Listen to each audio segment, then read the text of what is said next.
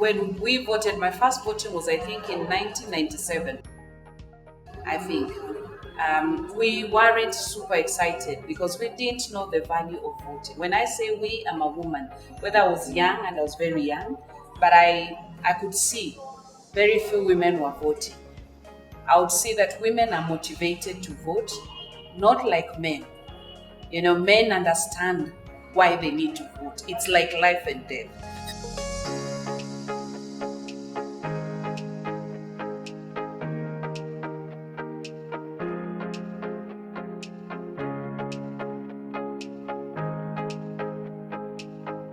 We have a constitution that requires that there is equality between men and women in all aspects of life, and one of those aspects of life is in political leadership or representation. So we sought to increase the number of women who are getting elected, specifically at the level of the MCA and at the level of the governor. So principally that is what we set out to do with the project.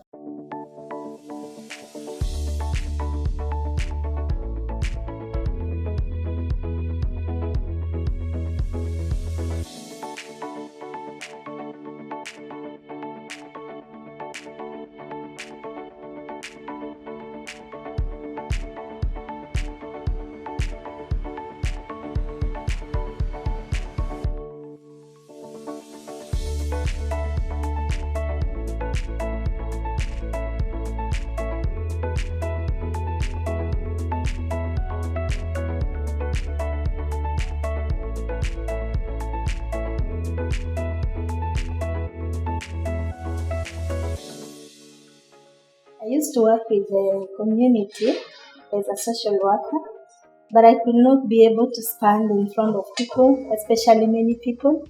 But when I came to the forums of the media focus, they have built my capacity of communication skills because I can even know how to package my messages. Mostly through the media and even presenting yourself. That was a very important topic. So what's going to do? You thought that you could just answer any question to the media people. There is a way you are supposed to answer to the media people. There is a way you are supposed to dress yourself and appear in the TV show and so on. So that was very interesting to me. I think now I can communicate effectively, not even communicating, but communicating effectively. Number two, we were able to actually have some forums with them and with the electorates. So they were educated on the importance of electing women into position. So actually it really boosted my visibility on ground, and again the notion that people had towards women. Kupitia kwa media unaweza zoa kura nyingi sana, kwa sababu kuna mtu pale kwa nyumba ambao hakuelewi, lakini kupitia kuongea kwako, maybe wakati mko kule nje mkabini, watu the crowd huwa ni big. Now there's a lot of excitement, kuna wengine maybe huwa wana criticize, but in the media mtu ako peke yake kwa nyumba hana listen your agenda na anaitilia manani na make his own decision. We have inspired the women, we have encouraged them, we have supported them, and they have actually seen that it is possible. So if you speak to a lot of the women that we supported and that we worked with in this last election, they will tell you that they are now very well experienced. They know what to expect when they go into this electoral contest, particularly those who came into this electoral contest for the very first time.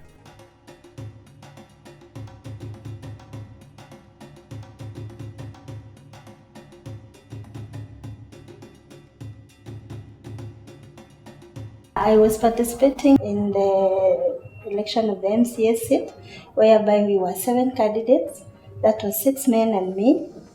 And I managed to be number 2, whereby I garnered the 6,000 votes, and the person who won got 8,000, of which I say it was a plus to us. And I lost because of the culture in our community. Most of the elderly men, they did not vote for me, but women voted for me and the young people.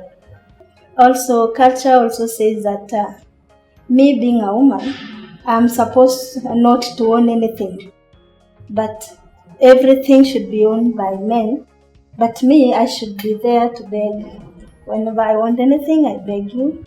Even if I have a suggestion, mostly the suggestion of women are not factored in unless my children now can factor in my suggestion, but not with my husband or the other elder people.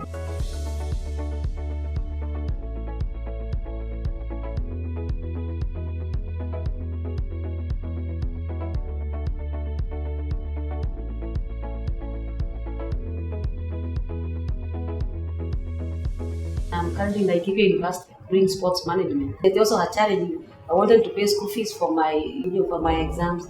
You need money to go for political issues. It was a challenge, so it is not easy. At one time, it has also affected me. Personally, I'm an able mother, not a single mother, able mother. So being around, that's the where is his husband?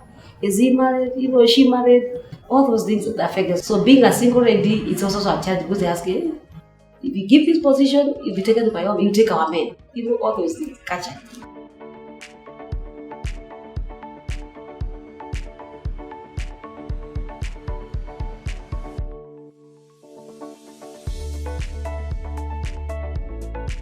In my case, it was special because I didn't reach nominations.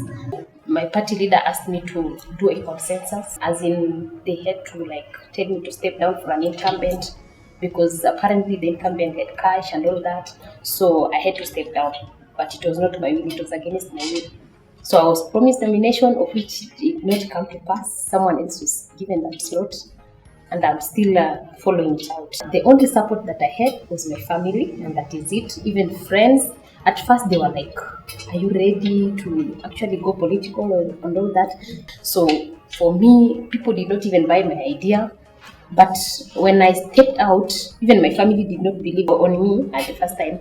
But when I had to step out to the public, said my agenda and all that. So after going out for 2-3 occasions, my family was like, wow, maybe you can do it. So after that, they came in handy and they really helped me. So all through, my family helped me.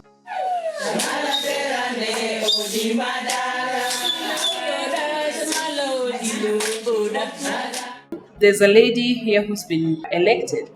I remember when I was facilitating, she was very shy and timid. And through this, really, she was able to stand, understand herself, understand that she always panics when she's going to the media or to the ground. So, what she needs to do, breathe in and out, and a few exercises. And you know what? She's done so well until she was elected. I was just hugging and saying, congratulations. And so, such a program was able to bring women that ideally would not have been known. Now they are known and they're elected. And also, as who did not make it, we still are influencing in our spaces because now we are in that space of leadership. First of all, we have contributed a total of 9 elected women as a result after the elections.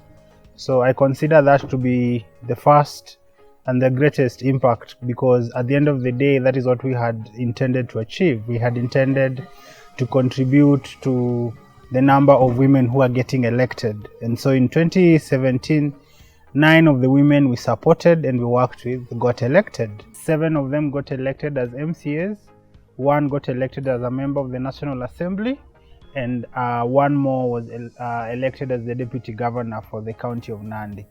So directly we contributed to 9 elected women out of the 2017 election. And we consider that to be the most important impact of the work we did. But of course there are other impacts. We have inspired many more women who will definitely be throwing their hat in the ring come 2022.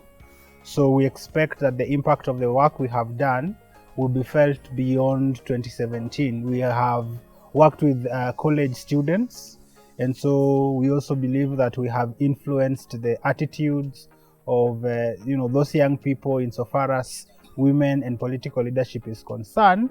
So they may be more willing and more ready to vote for a woman come the next election. So that is how we see the impact of the work that we have done. My future plans is that I'm more of supporting women, and I'm still a social worker again because I went back to my job, and I like working with the community so much, but I still have that ambition that one day, one time, I will win that seat. So to me, I would like to start small and go for that MCA so that even if I will be there, I will manage to sensitize the members of the county assembly to know their rights, because most of them, they are elected, even they don't know what they are doing there, especially those in our county, because like now we have 30 wards, and among the 30 men elected, only 6 went to school. The others did not go to school. That shows that the governor will be manipulating them. But if you have somebody who have a passion of educating other people, then everything will change, and we will have development reaching the people at the grassroots. Because it was my first time to vie as an MCA. I want to grow for the higher position. First of all, I'll still go back to that position and request people now to vote for me come 2022. So I'll still be vying for an MCA come 2022. I'm in politics to stay. First of all, I'm a political scientist by profession. I'm still pursuing my master's level on the same. So I want to build myself politically. So I've begun, and thank God I've begun at a good note. I know 2022 it will be a sure bet for me.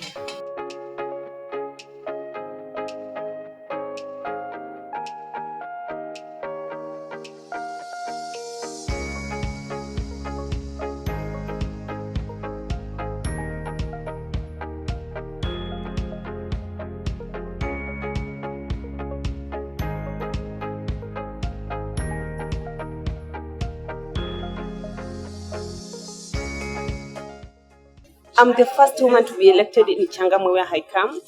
Being a youth, being from another party, my journey was not that easy.